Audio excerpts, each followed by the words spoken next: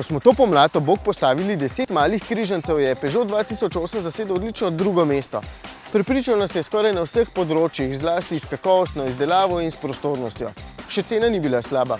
A za tisto piko na i bi lahko bil bolj oblikovno zanimiv, imel tišji motor in kakšen asistenčni sistem več.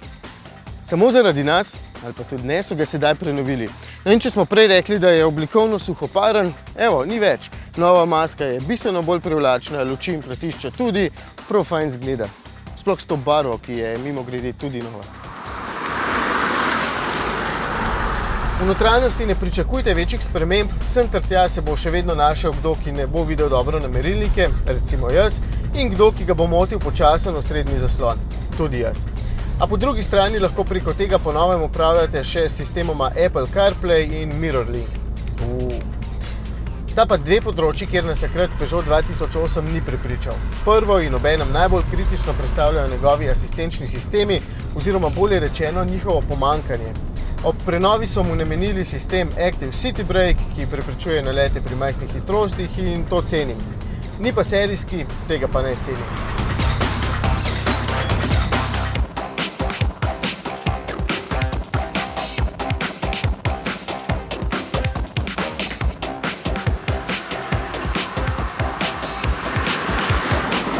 Drugo področje pa je tamle spredaj pod pokrovom. Ta 1,2 litrski turbobencinski mlinček ni dizelsko glasen, ni pa prav tih.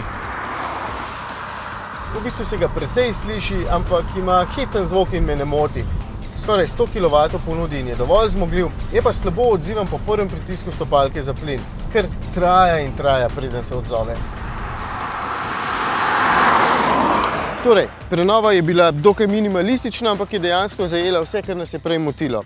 Takšen bi bil na našem testu morda celo najboljši in za 20 ur je pač tole zelo zanimiv avtomobil.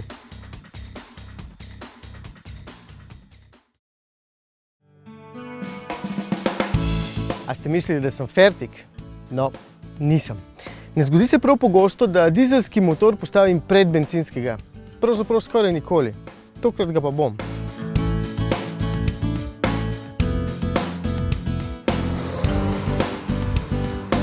V bistvu samo zaradi enega razloga, ker je kljub manjši moči bistveno bolj odziven.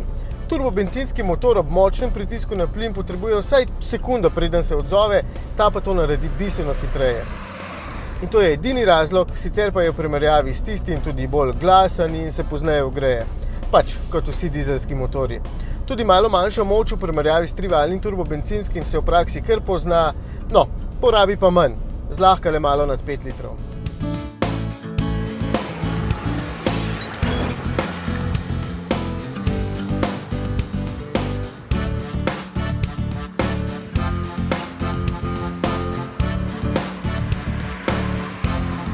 Očitno se bom moral vseeno popraviti in priporočiti bencinerja.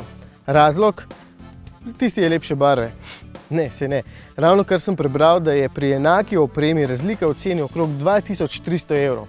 Toliko pa tudi na dolgi rok ne boste prišparali in če ste umirjen voznik, vas tudi slabše odziven bencinski motor ne bo motil.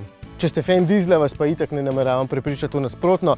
Vi samo gledajte, da vam bodo pri Peugeotu dali še sistem Active City Brake in to brezplačno.